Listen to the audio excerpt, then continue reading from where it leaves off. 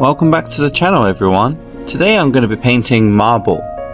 So I bought the base in this video from this company called Dragon Forge Design. This is the base I'm using today. It's an oval base for my Sinessa, for my Slaaneshi army. So first off, I use Croxigore contrast paint just over some black primer. Then I wrap it with some cotton wool. Wet wipes, not cotton wool. Then I use standard Mechanicus grey. So I want to use like a nice dark grey first, and I just spray that all over it.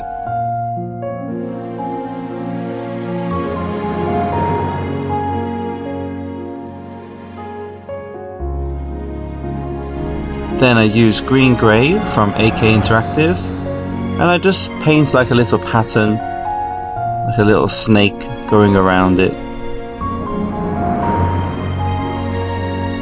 Even if there's like a big hole in the where it's been torn, I still won't cover it completely. I'll just paint part of it, but then other holes I'll just completely cover it with this color.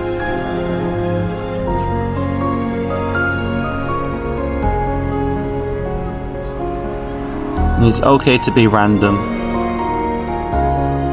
but I do like to connect different parts together.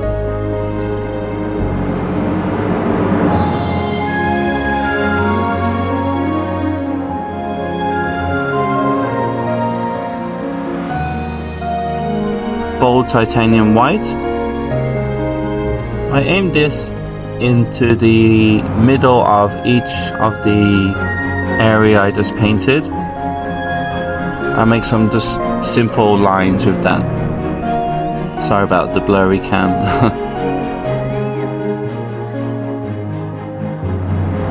So this is how it looks. I wasn't completely happy with it. It seemed a bit too dark, too much black showing through. So I covered it again. So I used Fenrisian grey, or any kind of bluey grey is fine. Just make sure it's light. And I just sprayed it sparingly. I didn't go over the top. I made sure to pay attention to the black areas. And this is how it looks.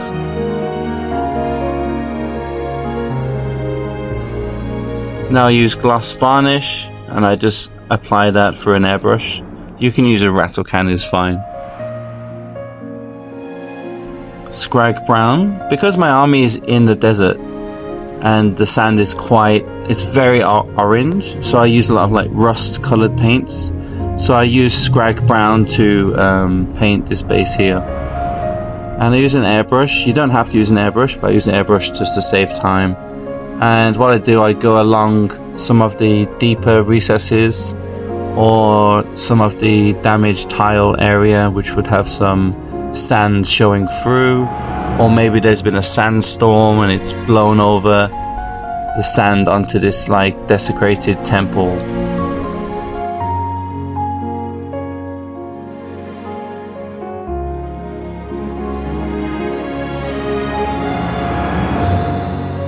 Then I paint the rims. I like to paint them black because it frames them better, I feel. Then I use AK Interactive panel liner, Sepia.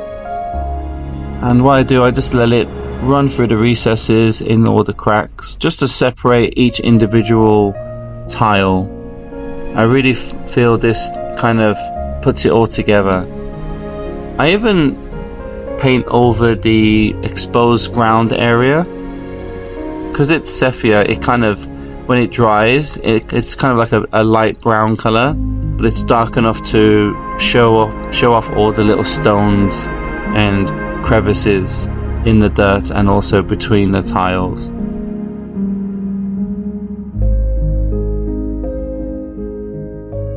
You may even use texture, not texture, what are they called? They're like dust pigments, that's it. You can use pigments like rust pigments instead and just cover the base with that, and you'll get a very similar, less controlled, mind you, but you'll get a very similar effect than if you was going to just paint it orange. Once it dries, it won't look as shiny and wet like it is now. So with the surface previously glossed over, this process is really fast and it's quite satisfying. Capillary action when the liquid just flows through all the recesses with minimal pushing, really. And this is how it looks, finally all done. I haven't finished the model yet, but I'll make a video soon painting it. Thank you, bye.